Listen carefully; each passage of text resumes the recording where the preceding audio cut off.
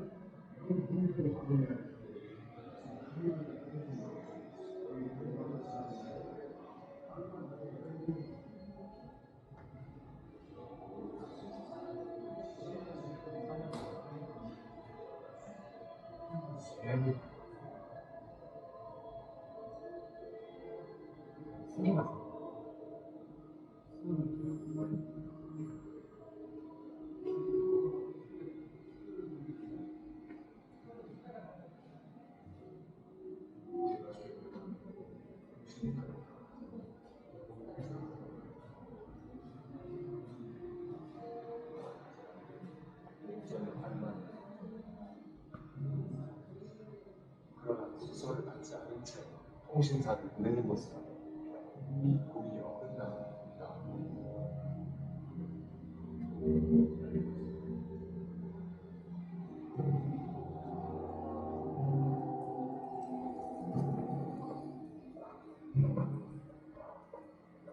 선 오락세들이 도끼를 부리지 않는 다툼이지만 선명한 나이팅 뒤에 어쩔 수 없이 강화를 허락한다고 불복하는 자 그 나라의 부모를 다시게 바랍니다.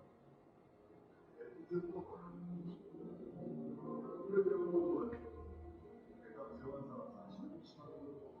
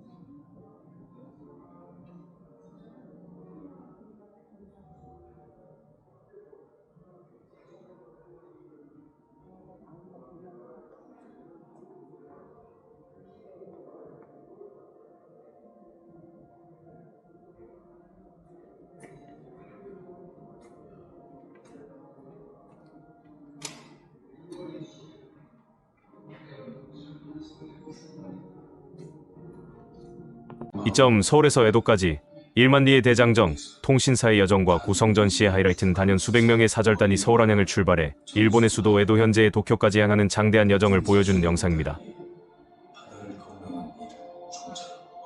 썰단의 규모와 구성 정사, 부사, 종사관의 3사 산실을 중심으로 화원화가, 의원이사, 악사연주가, 역관통역가, 마상제 인고계사 등 400, 500명에 이르는 대규모 인원으로 구성되었습니다. 이는 단순한 외교 사절이 아니라 조선 최고의 문화를 집약한 움직이는 문화원과 같습니다. 장대한 여정 지도와 행렬도 전시에서는 서울에서 충주, 문경, 부산을 거쳐 스시마섬, 오사카를 지나 에도에 이른 6개월에서 1년 가까이 소요된 여정을 지도로 보여주었을 것입니다. 특히 조선통신사 행렬도는 당시 일본 화가들이 그린 기록화로 화려하고 장엄했던 사절단의 위용과 일본인들의 뜨거운 환대를 생생하게 증명하는 중요한 유물입니다.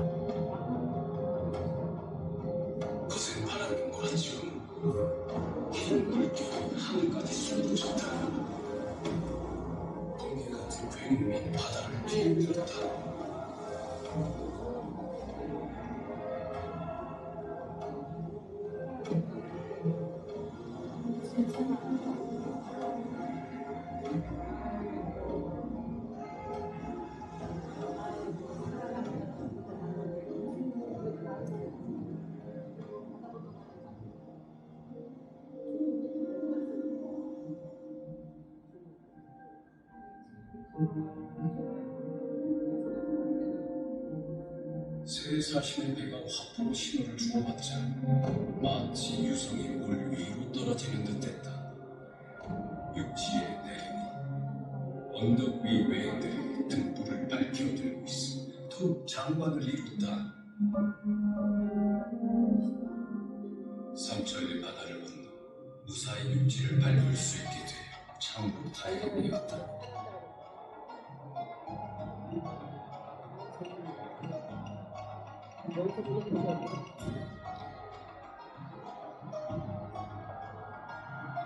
길 양쪽에 비단옷을 입은 남녀들이 당처럼 늘어서 술과 차를 마시며 우리를 구경하였다.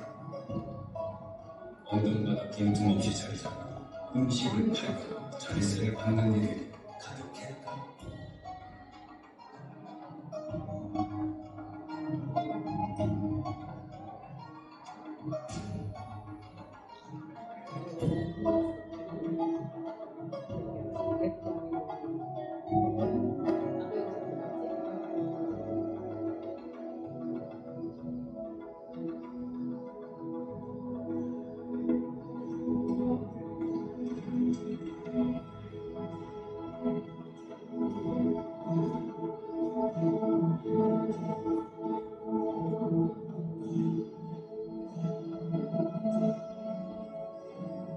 강을 거슬러 요도우라에 닿고 교토를 지나 멀리 구름 사이로 솟아오는 후지산이 보였다. 400리 거리에서도 그 절경이 드러나니 천하의 그 어떤 장관도 이에 견줄 수가 없을 것이다.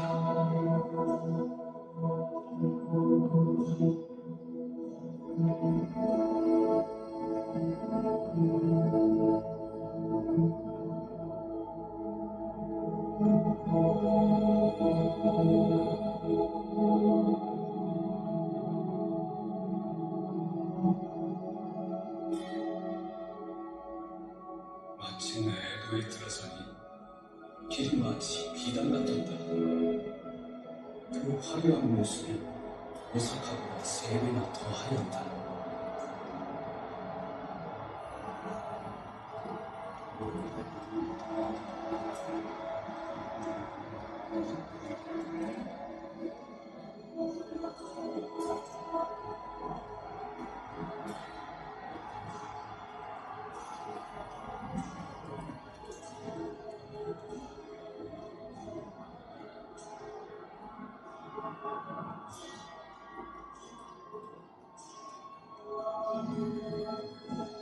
이른 새벽, 망골레를 행하고 국서 전달을 위해 성문을 지나 누박의 현관에 이르렀다. 붉은 옷을 입은 관리들의 환대를 받으며 정정에 이르러 국서를 탁자로 위에 올려두었다. 그곳은 관백에 앉아있는 전단 벽을 사이에 둔 자리이었다.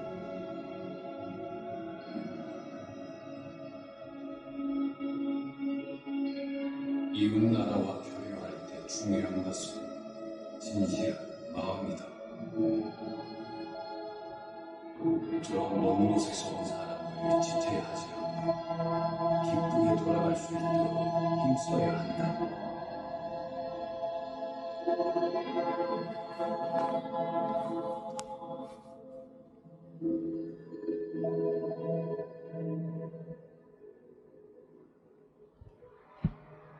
참점 외교를 넘어 문화의 향연으로 필담 창화비 단창 허조선 통치사는 국서고슈를 전달하는 공식 임무 외에도 일본의 지식인, 예술가들과 폭넓은 문화 교류를 펼쳤습니다. 글로 나누는 대화, 필담 창화비 단창 허 말이 통하지 않았기에 사절단과 일본 학가들은 무수 글씨를 써서 대화하고 시를 주고받았습니다. 이를 필담 창화라고 합니다. 전시된 서화첩이나 시문집은 당시 지성인들의 깊이 있는 학문적, 예술적 교류의 흔적을 보여주는 증거입니다. 조선부의 원조 통신사가 보여준 수준 높은 시와 글씨, 그림, 음악 등은 일본 사회에 큰 반향을 일으켰습니다. 당시 일본에서는 통신사 일원의 글씨 한 점을 받는 것이 큰 영광으로 여겨질 정도였으며 이는 오늘날의 한류에 비견될 만한 문화적 영향력이었습니다.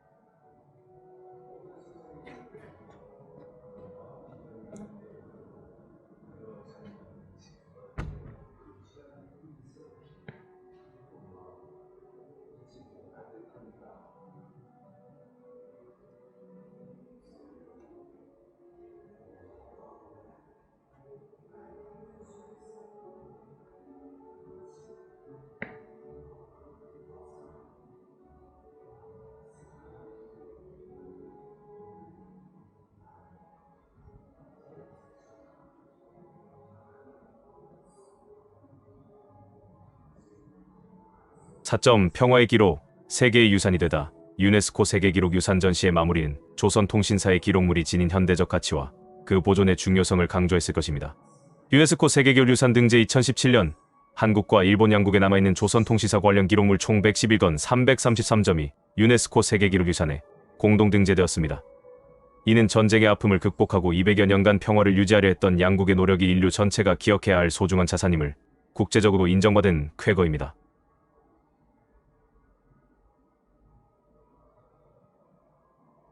소력사박물관의 조선통신사 특별전 마음의 사귐, 여운이 물결처럼에 대한 사람들의 평가는 매우 긍정적입니다. 여러 후기와 언론 기사를 종합해보면 이번 전시는 단순한 유물 전시를 넘어 깊이 있는 메시지와 감동을 주는 역대급 전시라는 호평을 받고 있습니다.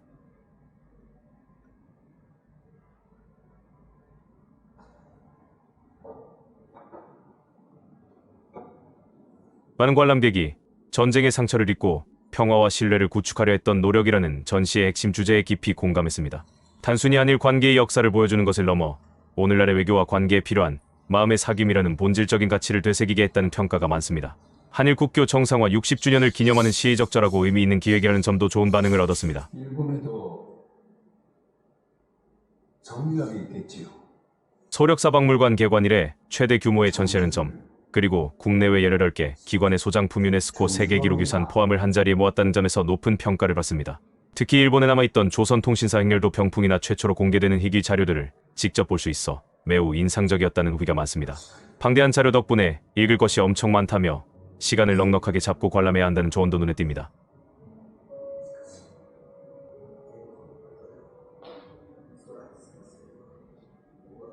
직원 로비에 있는 보드게임 스타일의 체험 부스 통신사와 함께 한양에서 에도까지입니다. 이 게임은 플레이어가 직접 조선통신사의 일원이 되어 서울 한양을 출발해 일본의 에도까지의 장대한 여정을 완주하는 것을 목표로 합니다. 전시에서 보았던 통신사의 전 과정을 게임으로 재미있게 재현했습니다. 게임판은 실제 조선통신사가 이동했던 서울 충주 문경 부산 스시마 오사카 에도의 경로를 그대로 따르고 있습니다. 게임 중간중간 임무 카드를 뽑게 됩니다. 카드에는 일본 학자들과 필담 창화를 나누시오, 풍랑을 만나 하루 쉬어가시오, 마상제 공연을 펼치시오 등 실제 통신사들이 겪었을 법한 역사적 사건과 문화 교류 활동들이 담겨 있어 게임의 재미와 교육적 효과를 높입니다. 게임을 즐겨보면 통신사의 이동 경로, 소요 기간, 주요 활동, 행렬단의 구성원 등 전시에서 보았던 방대한 정보를 자연스럽게 복습하고 체득하게 된다고 합니다.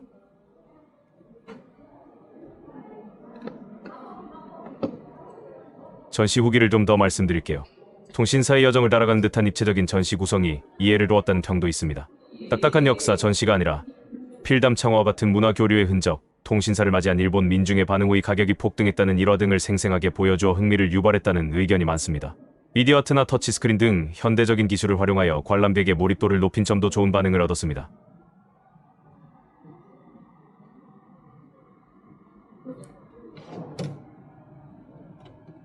긍정적인 평가가 압도적이지만 일부 관람객은 정보량이 워낙 방대해 한 번에 모든 것을 소화하기는 어려웠다는 의견을 남기기도 했습니다. 따라서 전시를 제대로 즐기기 위해서는 최소한 시간 30분에서 2시간 이상의 넉넉한 관람 시간을 확보하는 것이 좋다는 조언이 많습니다.